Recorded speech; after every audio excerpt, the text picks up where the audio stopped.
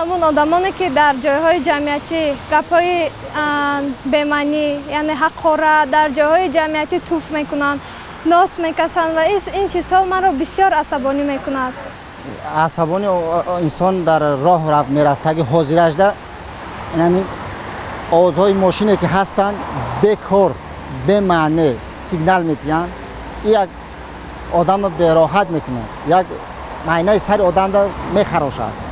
همین اساس یک پیشنهاد میشه که بهوده و وحوده بعد سیگنالایی که برآمدگی بکار رنگ ماشینای پژر یا که سکاری پان وقجه کم میرن همین عیبا برام با نقصتر میشه.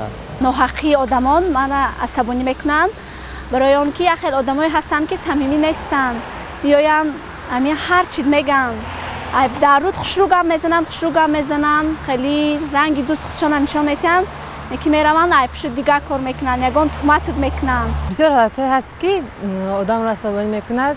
من در حالتی که در دستم مبلغ نداشته باشم یا به اون چیزی که لازم دارم دسترس کردن نمیتوانم، در آن حالت بسیار عصبی میشم.